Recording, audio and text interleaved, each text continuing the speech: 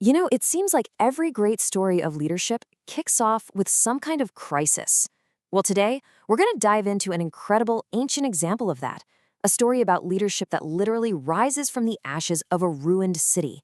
It's about this massive project to rebuild not just a physical wall, but the very soul of a nation. This is the story of Nehemia. It all starts with this one piece of news. News so devastating it could just crush you. Imagine for a second, you hear that your ancestral home, the place that's the very heart of your culture and your faith, is now just a pile of rubble and ash. This report, from a broken city far away, is the spark that ignites the entire story. It's a crisis that absolutely demands a response. So let's start by really wrapping our heads around the scale of this disaster. We're going to look at the state of this ruined city and then feel the profound personal impact this news had on one man who was living a pretty comfortable life hundreds and hundreds of miles away. And that man is Nehemia. Now here's what's so fascinating about him, his job. He wasn't a prophet or a king living in Jerusalem. No, he was the cupbearer to the Persian king, which was a role of immense trust and privilege. I mean, he was living a life of total comfort, completely removed from the rubble of his homeland. And yet, his reaction to the news, it wasn't just some distant sympathy. Oh no, it was deeply personal. He was absolutely crushed. He didn't just feel bad, he literally sat down and wept. He mourned. And his first instinct was to start fasting and praying. This just shows you, here's a man whose heart was still totally connected to his people, no matter how comfortable his life was in a foreign land. But Nehemiah's story isn't just about grief. It's really about what happens next. This is where we see that profound sadness, channeled through prayer, transform into a powerful, concrete plan of action. This is what leadership born from prayer looks like. Just look at this progression. It's so methodical. This wasn't some reckless emotional outburst. First, he really processed the news. Second, he took it to a higher power through prayer. Third, he strategically used his position to get the king's permission and his resources. And finally, he took that massive, courageous step of leaving all his security behind to travel to the broken city. I mean, it's a masterclass in leadership that perfectly balances faith with super practical planning. So, Nehemiah arrives in Jerusalem with a plan. But as anyone who's ever tried to build anything knows, a good plan is only the beginning, right? This next part of the story is where the real drama unfolds, the huge task of building while facing fierce, relentless opposition. At the start, though, it was incredibly inspiring. Nehemiah somehow managed to rally everyone. They didn't just go hire a bunch of contractors. The community itself took ownership of the project. Each family was assigned a section of the wall to rebuild, often the part that was right in front of their own house. I mean, what a brilliant strategy to create a powerful sense of shared purpose. But of course, the second the work began, so did the opposition. This slide just lays it out perfectly. The two forces at play.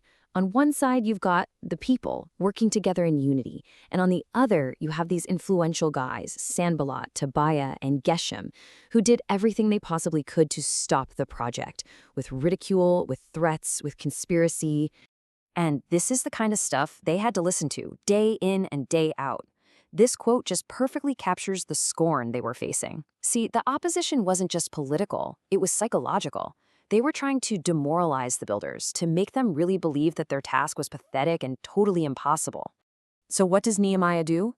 This is the crucial point. He doesn't stop the work, but he doesn't ignore the threats either. He comes up with this legendary strategy. He arms the workers.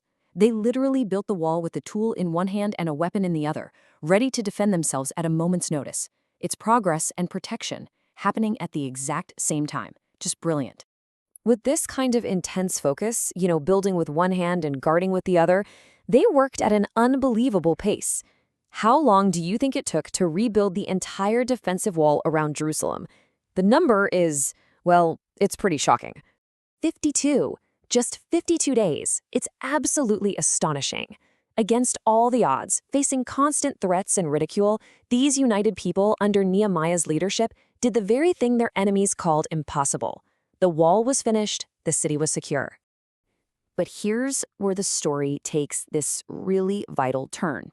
Because for Nehemiah, the wall was never the real goal. It was just a means to an end. The real project was rebuilding the people themselves, and that was going to require a deep spiritual renewal. So once the physical threat was handled, Nehemiah organized this huge assembly. And here we meet another key figure, Ezra the priest. He stood up in front of the entire population, and he read from their sacred texts, the law of God. And for many of them, it was the first time they had ever heard these words. And the impact was immediate. It was profound. Hearing the law connected them all the way back to their identity, their history. And it led to this incredible outpouring of emotion, weeping and repentance, but also a joyful renewal of their covenant, their sacred promise with God. They were recentering their entire community on a spiritual foundation. And listen, this spiritual renewal wasn't just some emotional high. It led to tangible societal change. Nehemiah started implementing these crucial social reforms. He put a stop to the predatory practice of charging the poor interest. He restored the Sabbath as a day of rest. And he made sure the religious leaders were properly supported so they could serve the community. He was building a just society from the inside out. So what does this ancient story of bricks and prayer and politics really mean for us today? Let's wrap things up by looking at the lasting legacy of Nehemiah's leadership. Ultimately, Nehemiah's story is just a powerful blueprint, isn't it? It shows how personal grief can ignite a public movement. It proves that faith requires strategic action. And it teaches us that true restoration isn't really about structures. It's about renewing a community's spirit and its commitment to justice. So the question for us is this: what's the broken wall in your community, or your workplace, or maybe even in your own life that you feel called to rebuild? And are you willing to pick up a tool and a weapon to get it done?